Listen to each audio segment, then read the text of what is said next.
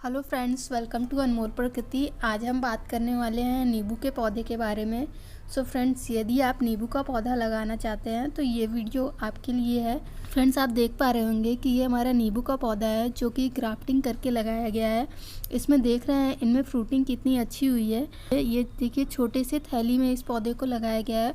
बहुत बड़ा भी थैली नहीं है, बहुत छोटा थैली है, बट इनकी ग्रोथ भी काफ़ी अच्छी है और इनमें फ्रूटिंग भी बहुत ही अच्छी मात्रा में हुई है। तो अगर यदि आप गमले में लगाते हैं तो ग्राफ्टिंग किया ही पौधा लगाना है, या फिर आप इसमें कागदी नींबू लगाइए। इसे नर्सरी में 12 भी कहते हैं। तो आप 12 नींबू गमले में लगाते हैं तो आपके गमले में फ्रूटिंग काफ़ी अच्छी होगी। फ्रेंड्स, बहुत सारे लोग अपने टेरेस गार्डन पे नींबू का पौधा लगाते तो हैं, बट बहुत कम ही ऐसे लोग होते हैं जिनके पौधे में फ्रूट आते हैं, फल बनते हैं। तो इसका कारण जानते हैं। फ्रेंड्स, पहले तो आप जब भी नर्सरी में जाते हैं नींबू का पौधा लेने के लिए, तो आप बीजू नींबू का पौधा नहीं लेंगे। अब जो बीज से उगता है उस पौधे को आपको नहीं लेना है, जो कि कटिंग से तैयार किया जाता है। ग्राफ्टिंग किया हुआ नींबू का पौधा लेना है आपको, या फिर आपको 12 नींबू लेना है, जिसे हम लोग कागदी नींबू कहते हैं। फ्रेंड्स, ये पौधे गमले के लिए बहुत अच्छे होते हैं, जिनमें कि काफ़ी अच्छी मात्रा में फल आते हैं। तो गमले के लिए कागदी नींबू या फिर ग्राफ्टिंग किया हुआ नींबू ज़्यादा अच्छा है। तो आप कोशिश कीजिए कि ग्राफ्टिंग नींबू ही लगाइए। बात करते हैं इनके गमलों की। तो फ्रेंड्स, आप जब भी लगाइए तो कोशिश कीजिए फ्लावर्स के या फिर जो भी फ्रूट्स के पौधे होते हैं उनके लिए आप मिट्टी का गमला सेलेक्ट कीजिए। मिट्टी के गमले में पौधों की ग्रोथ भी काफ़ी अच्छी होती है और उनमें फ्रूट या फिर फल बहुत अच्छी मात्रा में लगते हैं। इस तरह के पौधे आप जब भी लगाते हैं तो गमले बहुत छोटे नहीं होने चाहिए आपके। 12 इंच से मैक्सिमम 12 इंच या फिर उससे बड़े ही गमले लीजिए, तो उनमें पौधों की ग्रोथ काफ़ी अच्छी होती है और फल भी काफ़ी अच्छी मात्रा में लगते हैं। फ्रेंड्स, आइए बात करते हैं इनकी हमें मिट्टी किस तरह से बनानी होती है। तो इसकी मिट्टी आप जब भी तैयार करते हैं तो हमारे लोकल एरिया में जो हमें साधारण खाद गौशाला से प्राप्त होता है उसे आप ले लीजिए। उसमें फ्रेंड्स पौधों की ग्रोथ काफ़ी अच्छी होती है। यदि आप वर्मी कंपोस्ट ऐड करना चाहते हैं तो कर सकते हैं, बट वर्मी कंपोस्ट से ज़्यादा जो साधारण गोबर का खाद हमारे एरिया में मिलता है उसमें ज़्यादा अच्छी ग्रोथ होती है। तो आप कोशिश कीजिए कि साधारण गोबर का खाद लीजिए। 40% आप साधारण गोबर का खाद ले सकते हैं और 60% इसमें अपने लोकल एरिया की मिट्टी ले लीजिए। मिट्टी बहुत ख़राब नहीं होनी चाहिए, आपकी मिट्टी अच्छी होनी चाहिए। तो आप इन दोनों को अच्छी तरीके से मिक्स कर लीजिए।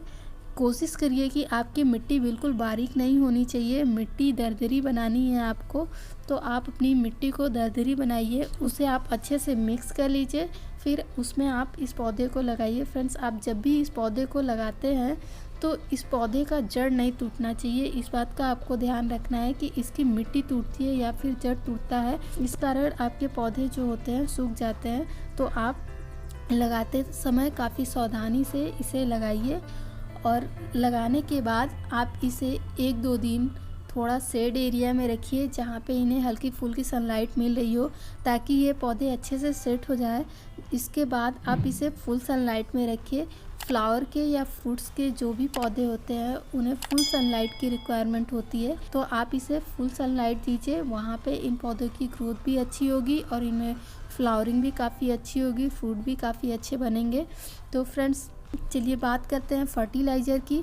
तो इस पौधे को लगाने के 1 मंथ बाद आप इसमें बीच बीच में फर्टिलाइज़र देते रहिए, फंगीसाइड का स्प्रे कीजिए। तो आपने देखा होगा कि हमारे पौधों में अक्सर स्पाइडर माइट्स या फिर फंगस लगने लगते हैं, या फिर देखते होंगे कि मीलीबग्स लगने लगती हैं। तो इस तरह की जो भी बीमारियां होती हैं ये सब आपके फंगीसाइड स्प्रे नहीं करने की वजह से होती हैं। आप यदि फंगीसाइड यूज़ करते हैं तो आपके पौधे में देखेंगे कभी भी कोई भी डिजीज़ नहीं होती हैं और आपका पौधा काफ़ी हेल्दी और अच्छे से ग्रोथ करता है, उनमें फ्रूटिंग भी काफ़ी अच्छी होती है। फ्रेंड्स, नर्सरी वाले ज़्यादातर यही करते हैं कि इन पौधों की हेल्थ के लिए इनमें अच्छी फंगीसाइड स्प्रे करते हैं, जिससे कि इन पौधों में कभी बीमारियां नहीं होती है, जिसके कारण इनमें फ्रूट काफ़ी अच्छी मात्रा में आती है।